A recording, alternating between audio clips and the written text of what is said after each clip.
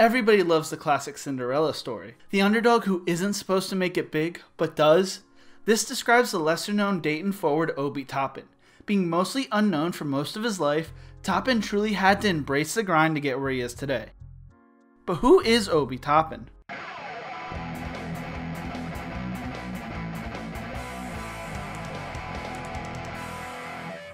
In the Who Is series, I go through the backstories of up-and-coming collegiate and pro athletes. We release videos every Monday, Wednesday, and Friday. Consider subscribing and leave a like on the video.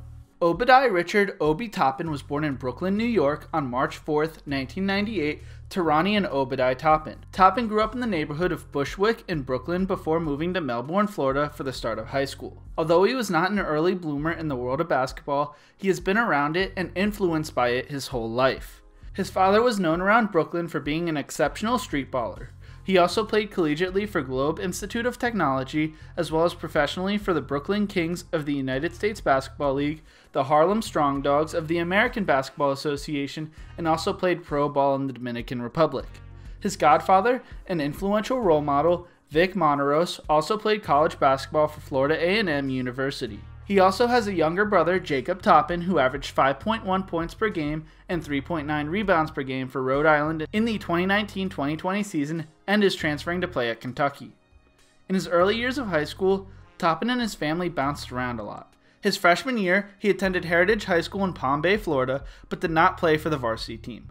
For his sophomore year, he transferred to Melbourne Central Catholic High School, where he also failed to make the varsity team. After his sophomore year, his brother, and his mother moved back to Ossining, New York for protection. In 2012, his father was accused of murder and it was catching up to them while they were in Florida.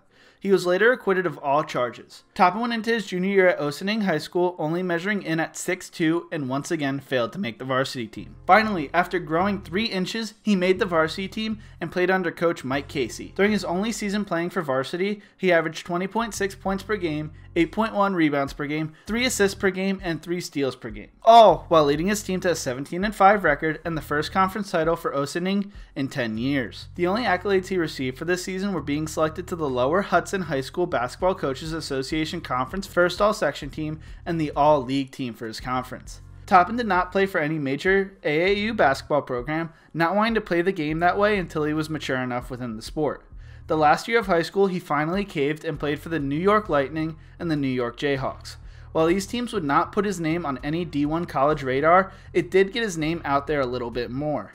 This, combined with only playing varsity his senior year, left him without facing any major talent and with little to no exposure to scouts. Due to the lack of exposure, he was not ranked by any of the national recruiting services, nor did he receive any Division I offers out of high school. The only option for him to play college basketball was to attend a junior college named Monroe College. Rather than playing for a JUCO team, he took advantage of the connection between his godfather and Roderick Harrison, the coach from Mount Zion Prep in Baltimore, Maryland. Although Toppin was still pretty raw at the time, Coach Harrison believed that Toppin was a future Division I player, as well as someone who was driven to get better and prove himself. During his only year at prep school, he averaged 17 points per game, 8 rebounds per game, and 4 assists per game.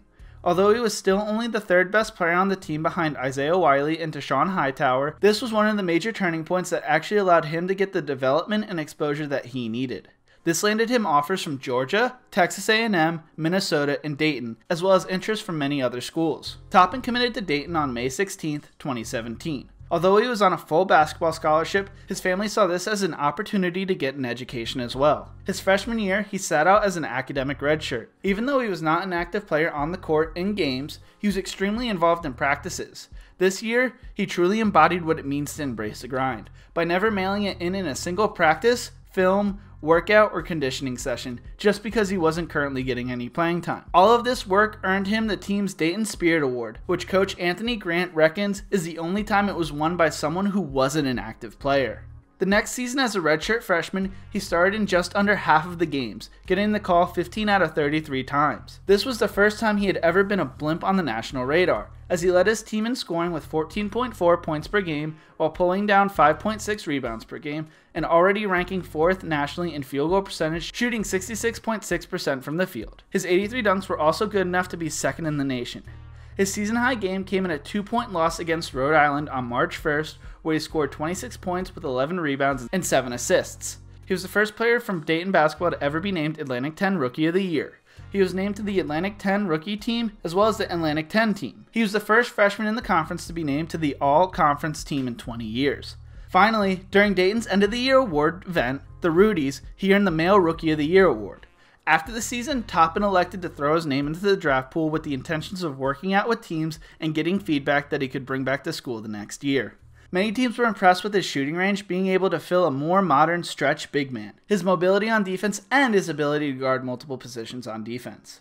Going into the next season, Toppin was already receiving some notable attention as he was named to the preseason All-Atlantic 10 team, as well as the Lute Olson, Karl Malone, and Naismith Award watch list. CBS also had Toppin ranked as the 44th best college basketball player going into the season. Toppin did not disappoint. In his first game of the season, he had a 29-point game against Indiana State. However, his real breakout game nationally came against Kansas as he led the Flyers to a second-place finish in the Maui Invitational. In the first 2 games of the early season tournament, he scored 25 against Georgia and 24 in a win over Virginia Tech. His 18 points came up just short of finishing first place against then 4th-ranked Kansas in a close game that ended up going into overtime. This was a true coming out party for Dayton, who showed they could compete against anyone in the nation. From there, it was a steady climb in the AP poll, the team ultimately finishing 3rd in the nation. Toppin's career-high game came against North Florida, where he scored 31 points, 8 rebounds, and broke the single-game record for dunks in a game with 10 in the victory. He played in every game of the season for the Flyers, despite spraining his ankle in a game against UMass on January 11th. He led the team to Dayton's first conference title since the 2016-2017 season with a record of 29-2, only losing to Kansas and Colorado. Unfortunately, due to the global pandemic, Dayton never got to see how far they could have gone in the NCAA tournament, and there was never an official bracket released. But in the Joe Lunardi bracketology, Dayton was the number 1 seed of the East region. In his redshirt sophomore season, he averaged 20 points per game, 7.5 rebounds per game, with a field goal percentage of 63.3% and a 3-point percentage of 35%. This made Toppin easily one of the most efficient players in basketball that season. He was the only player to average 27 and 60%, and according to Synergy, he averaged 1.2 points for every possession he was on the court. He also only averaged 12.5 field goal attempts per game while still being able to score 20 points per game, giving him the best field goal percentage of any player averaging that many points in the last 5 years. He was the only player in the Atlantic 10 to finish in the top 10 of field goal percentage and 3-point field goal percentage, finishing 1st and 8th respectively, while also being the conference's 2nd leading scorer, only 0.6 points behind St. Joe's Ryan Daly. His 63.3% field goal percentage earned him the 5th best field goal percentage in the nation, all while shooting more than double the 3-pointers than the other 9 players within the top 10 combined. Toppin now holds the record for Dayton's highest career field goal percentage of 64.73%, which only edges out the 2nd place spot by 0.04%. Although he didn't strictly play back to the basket, like many solid post players, he still led the nation in close range shots with 167 field goals near the bucket, which is 30 more than the next highest player. On top of this, he improved upon his dunking from the previous season, leading the nation setting a single season school record of 107 dunks. Combined with his freshman year, he set a career school record of 190 dunks without even needing his junior or senior year. All of this yielded Toppin his fair share of awards, including some of the highest awards a college basketball player can earn. To begin, he earned a share of the Rudy Award, which Dayton gives out to their top student athlete. He also won Atlantic 10 Player of the Year while making the first team All-Atlantic 10 for the 2nd year in a row. Toppin was awarded the Karl Malone Award for the best power forward in college basketball, and a plethora of different organizations and media outlets named him the top college basketball player of the year, including Sports Illustrated naming him the number 1 in their top 50 list. He was the National Association of Basketball Coaches Player of the Year, the United States Basketball Writers Association awarded him the Oscar Robertson Trophy, and he was the AP Player of the Year. He won the John R. Wooden Award and was named the Naismith Player of the Year. Following the season, he entered his name into the NBA draft. Many draft boards have the 6'9" forward going within the top 5 this year. Toppin's journey definitely hasn't been filled with nearly as much attention as most high-performing college players, but he has definitely embraced the grind so far and has gotten him to places people could have never predicted. Now, he is off to the NBA draft and on to the next chapter of his career. If you like this video, check out my other videos in the Who Is series. Subscribe to the channel and remember to embrace the grind.